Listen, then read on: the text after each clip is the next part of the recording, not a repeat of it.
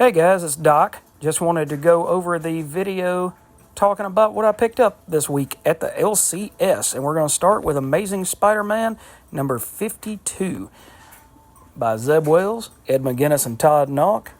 And looks like the inking is done by McGuinness and Nauck. So that's pretty cool that they're their own penciler and inker.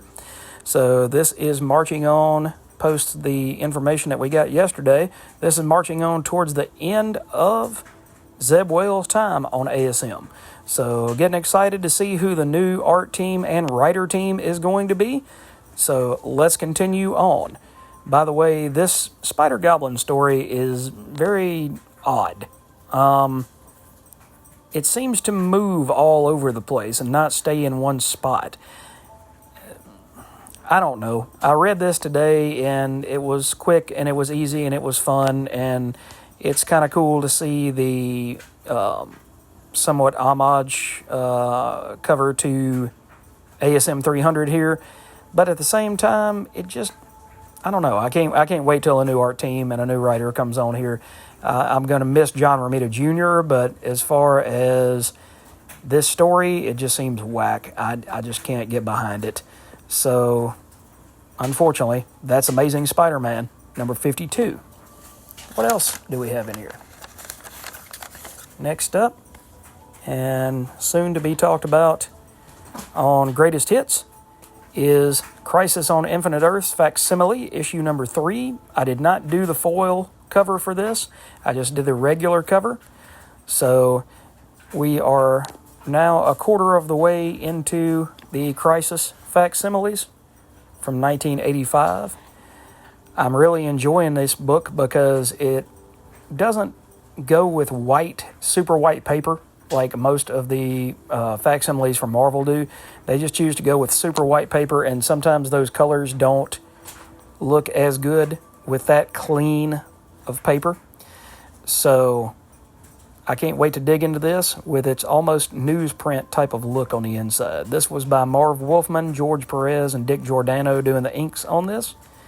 So I'm pretty excited to read that. Let's see what else we got in here.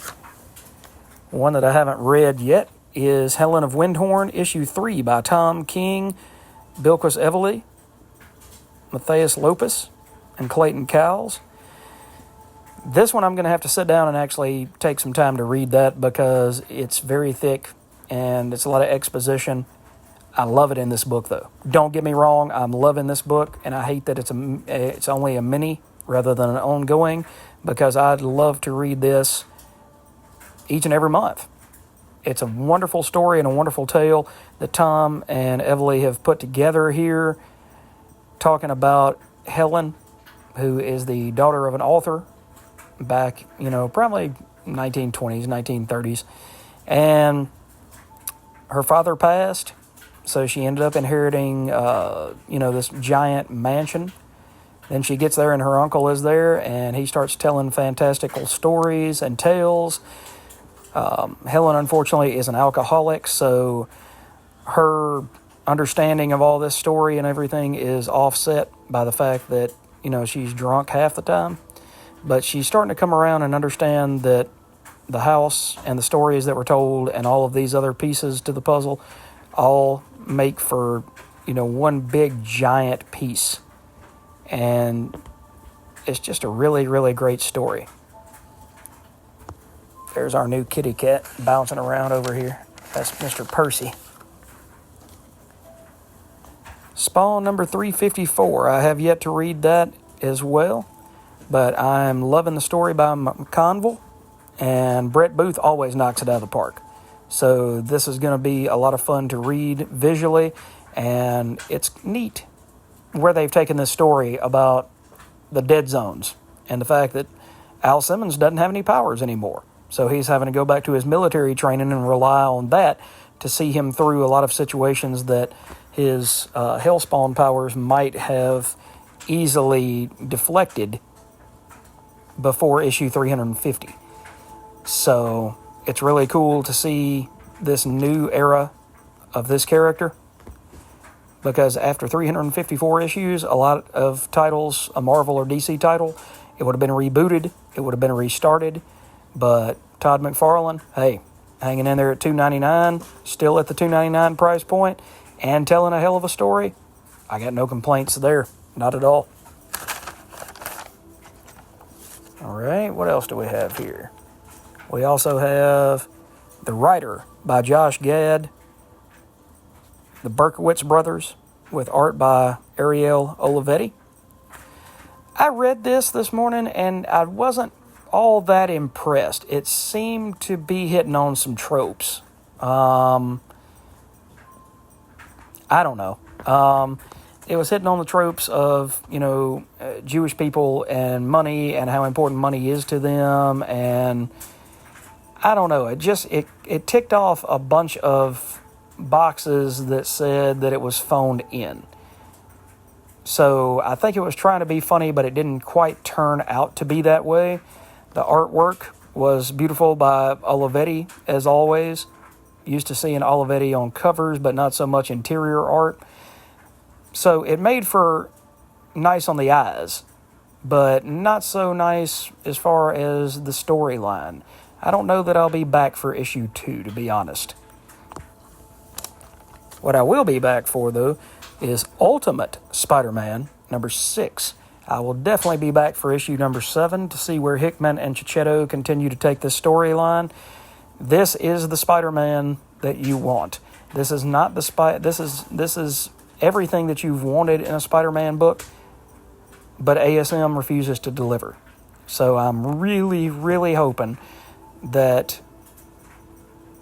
I know Wells and Romita Jr. are leaving. Again, I'm sad about Romita Jr., not so much about Wells, but I kind of wish they would get fresh editorial blood in there as well and get somebody besides Nick Lowe in there as the editor, because I just don't think Nick has any fresh ideas anymore. So maybe we'll end up getting a new editor to go along with the new writer and artist team on the title. But like I said, hey, we meet the Kingpin for certain in this issue. We find out his strengths, some of his weaknesses, but mainly his strengths, because he proceeds to pound on Spidey and on the Green Goblin, who in this universe is a hero. Or is he? We're not really sure yet. This is only 6 issues in. But I'm really digging this. This is one of my most exciting books that I get to read every week when it comes out, or every month when it comes out. So this is definitely high on my list of recommendations. They were missing some titles when I got to the store today. Walking Dead Deluxe 91 was not there. What was the other? There were a few other titles that I was missing. Actually, 2 of the Distillery titles. I was looking for Spectrograph issue 2, and I was looking for the finale of Blasphemous, part 3 of 3. So they weren't there, and I was kind of upset about that because I was looking forward to reading those. So, but what they did have, and the last book that I picked up this week,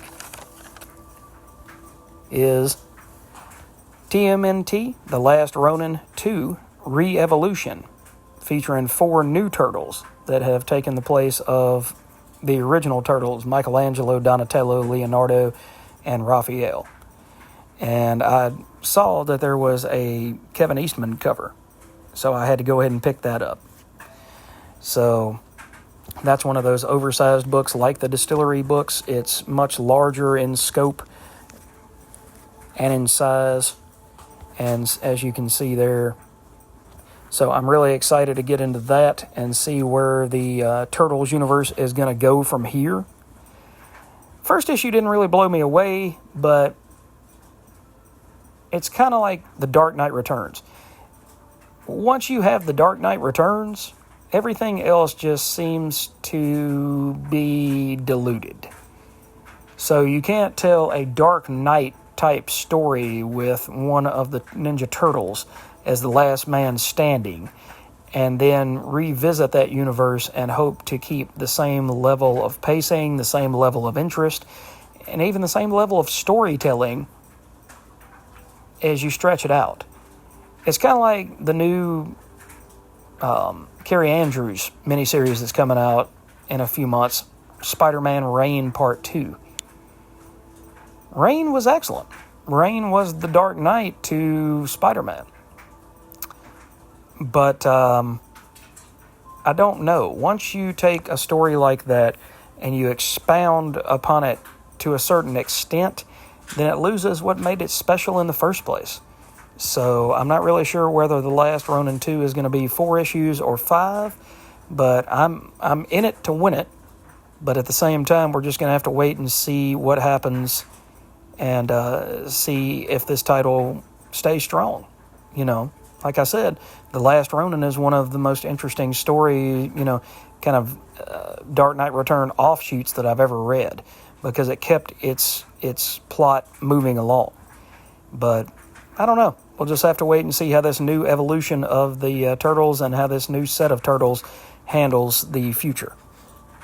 All right, guys. Thanks for watching. I appreciate your time. I know this video was a little bit shorter than what I usually do, but I haven't had a moment to really sit down and read all of these books and dig into them quite as much. So hopefully I've got some other videos in the pipeline that all I got to do is do a little bit of editing, and then I'll get those out to you guys. But thanks for watching. Thanks for sharing. Hey, the channel is going up in subscribers, so let's keep that uptick. We're headed towards 100. I tell you what, when we get to 95 subscribers, I will let you guys know what kind of giveaway we're going to do when we get to 100. So keep an eye out for that. It'll be an announcement, probably do it in a short or something like that. And once we hit that 100 mark, we will keep on moving forward. So thanks for watching, guys. If you haven't liked and subscribed, help me out, keep this channel growing. And if you're still here, I appreciate you sticking around to the end. Take care, guys. Have a great Wednesday. Enjoy your comics, and let me know down in the comments section what you picked up today.